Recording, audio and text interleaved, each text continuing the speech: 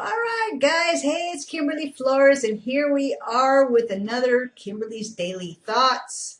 And today's subject is going to be I think big. I think big, and I choose to help thousands and thousands of people. I think big, and I choose to help thousands and thousands of people. Now, I get that a lot from what I've been reading and putting into my mind. Two of my favorites here is Donald Trump and Robert Kiyosaki. Those are probably some of the most predominant faces in the business world that have helped thousands and thousands of people and continually do that by educating, in trying to update everybody's thought pattern. So what I want to do, guys, is I want to play this little video snip, okay, just so you can hear a little bit, and then I'm going to recap a little bit because I'm going to be watching it too. All right, guys, so let's go ahead and watch this video, okay? Over 20 years ago, I coined the expression think big, and it's been a part of my life ever since. It's also come true. I became an even bigger success after I said it than I was before. And that's one reason I think it's an important way to think. It obviously works, and that's what I'm going to talk about today. What I said exactly in my first book, The Art of the Deal, is as follows. I like thinking big. I always have. To me, it's very simple. If you're going to be thinking anyway, you might as well think big. That book was a bestseller, and it's considered a business classic at this point. But I never thought those words would become bestsellers in their own right. It's an interesting point that I'm famous for two very short statements. Think big and you're fired. But let's stick to the first one for today. And I'd suggest strongly that you pay attention so that you won't have to hear the second one. Thinking big starts with the details and grows from there. Because I'm a builder, I'm very aware of the importance of having a good foundation. You can't take chances in construction. You can't be haphazard and say, well, maybe this will work, maybe it won't, so let's try it and find out. Because a lot of people will be at risk. I have to know if something will work or not. Every inch has to be accounted for. In other words, thinking big starts with being thorough. So number one, be thorough. Don't count on happenstance to get you anywhere because it won't. Number two, get a momentum going and keep your momentum going. You have to have big ideas, but you've got to have the energy to get them done, which can sometimes take a long time. If you don't have momentum, you will not have what it takes to get the job done. Patience alone isn't enough. I have a lawyer friend who used to refer to me as the reverse tornado who builds everything in his path.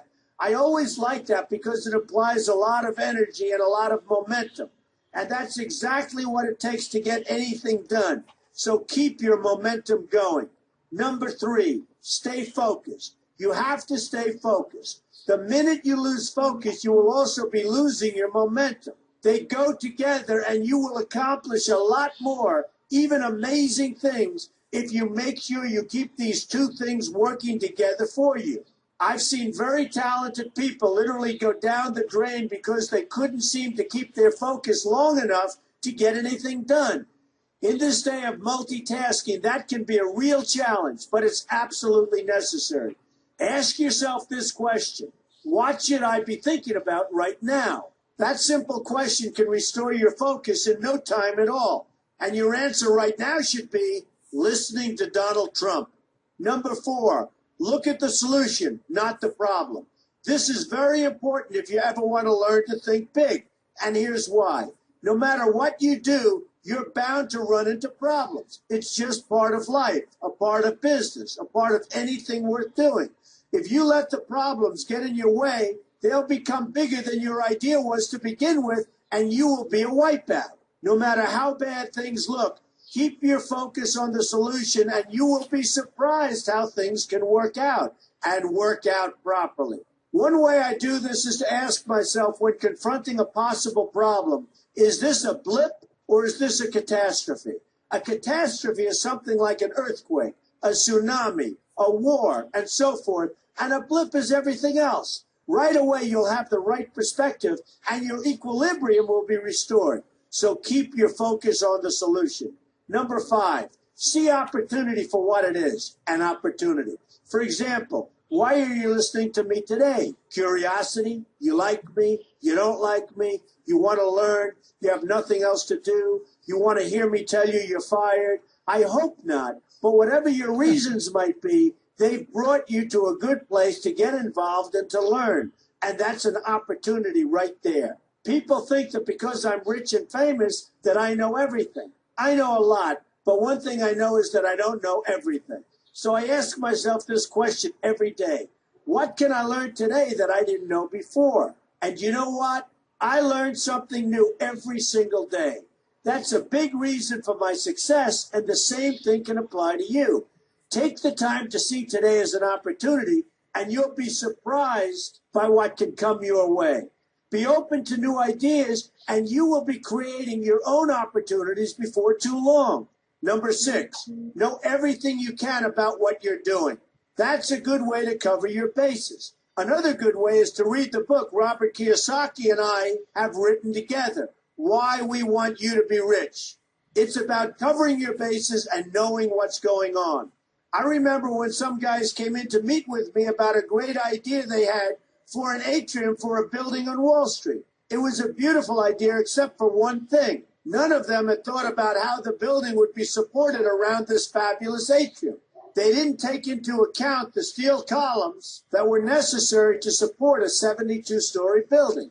A very big and embarrassing oversight that could have been avoided if they'd taken the time to think about what they were doing. Don't let that happen to you. Know what you're doing first. Number 7, be lucky. Remember the old saying, the harder I work, the luckier I get. Well, it happens to be true. It works for me, and I've encountered some pretty big successes. But this goes along with something that's absolutely necessary for great success. Be passionate. You have to love what you're doing if you want to be successful at it.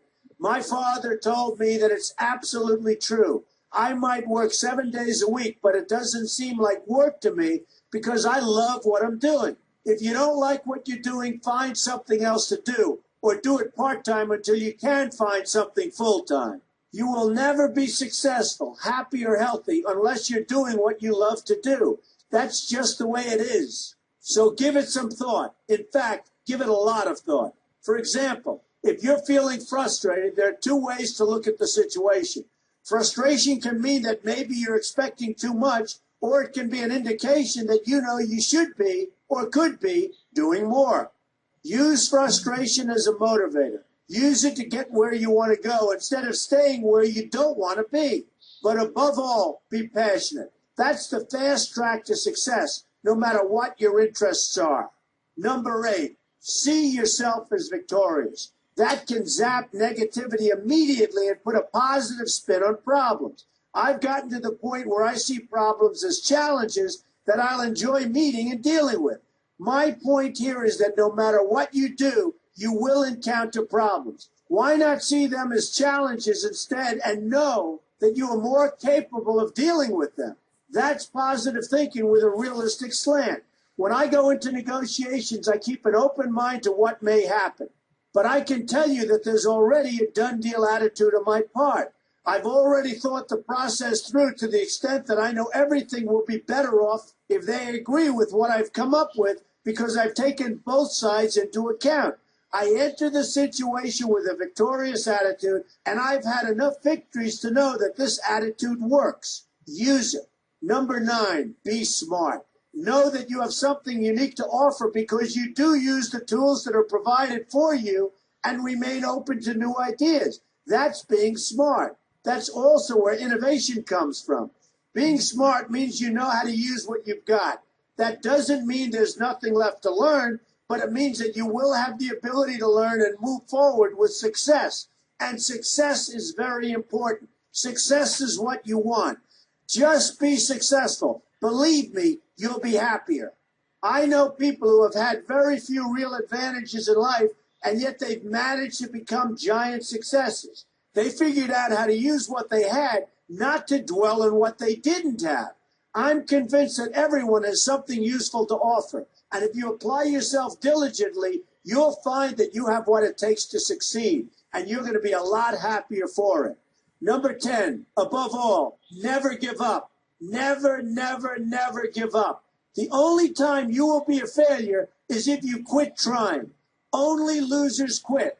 The biggest losers in the world are quitters. Winners keep on going. So whatever you do, never give up. My father always used to harp, never give up, son. Never give up. Don't ever quit. I never want to see you give up or quit. Well, my father was a smart guy, and I listened to him. And remember, think big.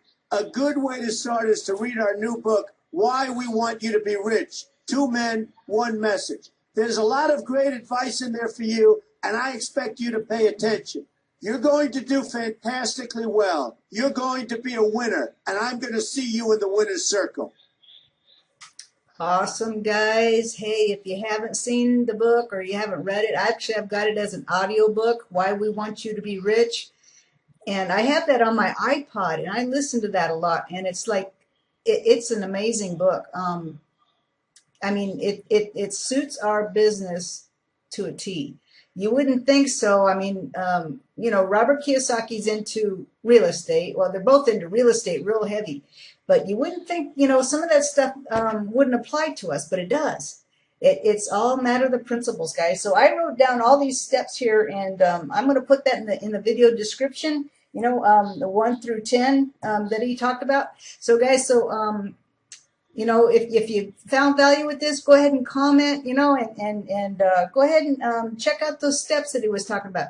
So I always think big, and I help thousands and thousands of people. All right, guys, we'll talk to you later.